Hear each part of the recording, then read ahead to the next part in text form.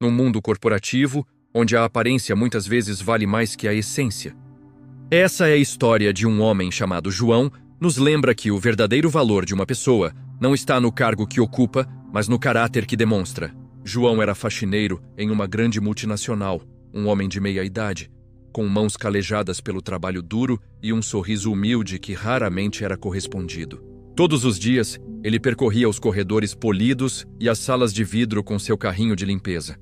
Invisível para a maioria dos executivos de terno e gravata que passavam por ele apressados. Para eles, João era apenas parte da mobília, um analfabeto funcional. Como um deles, um jovem gerente chamado Ricardo, costumava murmurar com desdém para seus colegas. Ricardo e seu grupo gostavam de fazer piadas às custas de João. Eles deixavam lixo fora da lixeira de propósito, derramavam café no chão recém-limpo e riam pelas costas quando João, sem reclamar, limpava a bagunça. Eles o viam como alguém inferior, um homem sem ambição, preso a um trabalho que eles consideravam insignificante. O que eles não sabiam era que, por trás daquele uniforme simples, havia uma história de resiliência que nenhum deles poderia imaginar. Um dia, a empresa estava em meio a uma negociação crucial com um grupo de investidores holandeses. A tensão na sala de conferências era palpável. Documentos, gráficos e projeções cobriam a mesa. Ricardo liderava a reunião, suando frio enquanto tentava fechar o acordo do ano. Do outro lado da mesa, os executivos holandeses pareciam céticos, falando entre si em sua língua nativa, com expressões que denunciavam sua insatisfação. A tradutora contratada pela empresa parecia nervosa, gaguejando e lutando para acompanhar a velocidade e a complexidade técnica da conversa. A cada minuto que passava, o acordo parecia mais distante. Os holandeses estavam claramente frustrados com a barreira linguística. Foi nesse momento de alta tensão que a porta da sala se abriu silenciosamente. Era João, com seu carrinho, fazendo sua ronda habitual. Ricardo, irritado com a interrupção, olhou para ele com desprezo e disse em voz alta para todos ouvirem: "Agora não, por favor. Não vê que estamos em uma reunião importante? Volte para o seu trabalho." Os outros executivos brasileiros riram discretamente, reforçando a humilhação.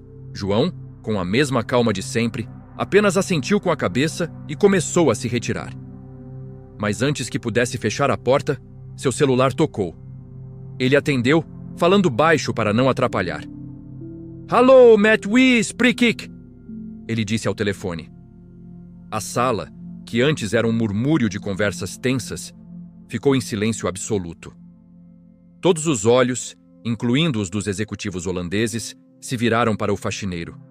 Ricardo congelou, incrédulo. João continuou a conversa por mais alguns segundos em um holandês impecável, com uma fluência e um sotaque que nem a tradutora profissional possuía. Ele falava com naturalidade, discutindo o que parecia ser um assunto pessoal com alguém do outro lado da linha. "Ok, ik bel je later terug, dag", ele disse, desligando o telefone. Quando ele ergueu os olhos, encontrou todos na sala olhando para ele boquiabertos. O silêncio era tão profundo que se podia ouvir um alfinete cair. O líder da delegação holandesa, um senhor mais velho com um olhar severo, quebrou o silêncio. "Meneer", ele disse, dirigindo-se a João em holandês, "o senhor fala nossa língua?" João, um pouco sem graça com a atenção repentina, respondeu no mesmo idioma. "Sim, senhor. Eu morei e trabalhei em Amsterdã por quase 15 anos." A tradutora olhou para o chão envergonhada. Ricardo estava pálido, sem palavras. A arrogância em seu rosto deu lugar a uma expressão de puro choque e confusão. O executivo holandês se levantou e caminhou até João. Ele ignorou completamente Ricardo e os outros gerentes. "Nós estamos tendo dificuldades com a comunicação. Os detalhes técnicos não estão sendo traduzidos corretamente. O senhor poderia nos ajudar?" Ele estendeu a mão para João, não como se estivesse falando com um faxineiro, mas com um igual, um colega. João hesitou por um momento. Ele olhou para os rostos que o humilharam tantas vezes. Ele poderia ter dito não. Poderia ter se vingado, deixando-os fracassar no acordo mais importante do ano. Mas a grandeza de João não estava apenas em seu conhecimento de um idioma estrangeiro, mas em seu caráter. Ele olhou para o executivo holandês e, com um sorriso gentil, apertou sua mão e disse: "Será um prazer ajudar." Naquela tarde, João sentou-se à mesa de conferências. Com seu uniforme de faxineiro, ele se tornou a peça mais importante daquela sala. Ele não apenas traduziu, mas também explicou nuances culturais e técnicas que a tradutora não conseguiu captar. Ele esclareceu pontos, intermediou discussões e, com sua calma e precisão, ajudou a construir uma ponte de confiança entre as duas partes. Sua experiência de vida, que o levou a trabalhar em diversas áreas na Holanda, deu-lhe uma compreensão que ia muito além do vocabulário. Ao final do dia, o acordo foi selado. Os holandeses estavam satisfeitos e impressionados, não apenas com o negócio, mas com o homem que o tornou possível. Ao se despedirem, o líder da delegação fez questão de agradecer pessoalmente a João, entregando-lhe seu cartão e dizendo: "Se algum dia pensar em mudar de carreira, nossa porta estará sempre aberta para um homem de seu calibre." Quando os visitantes foram embora, o silêncio voltou à sala, mas desta vez era um silêncio de respeito e vergonha. Ricardo se aproximou de João, que já estava recolhendo seu carrinho de limpeza para continuar seu trabalho. "João, eu não sei o que dizer. Me desculpe. Eu fui um idiota", gaguejou Ricardo, o rosto vermelho de constrangimento. João olhou para ele e, em seu olhar, não havia raiva ou triunfo, apenas uma sabedoria tranquila.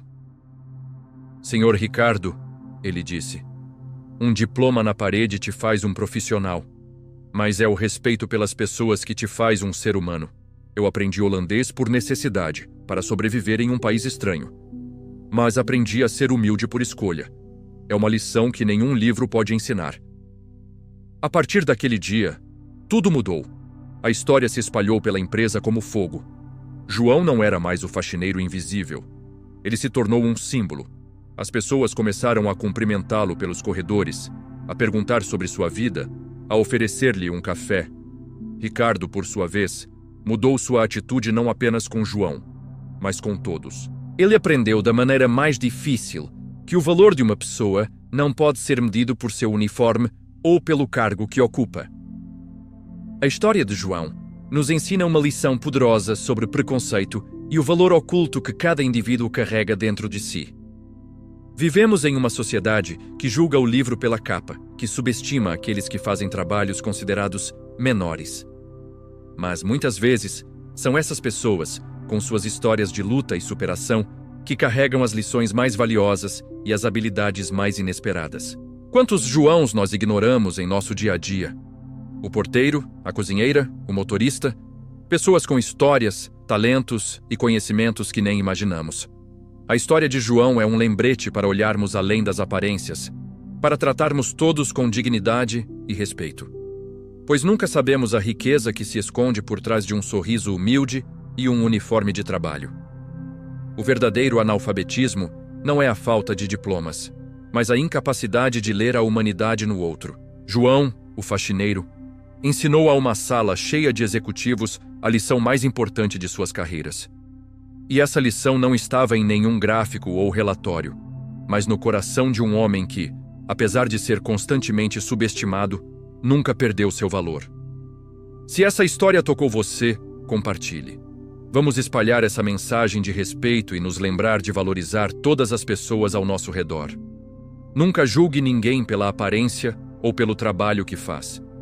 A verdadeira grandeza está no caráter. Obrigado por assistir e até a próxima.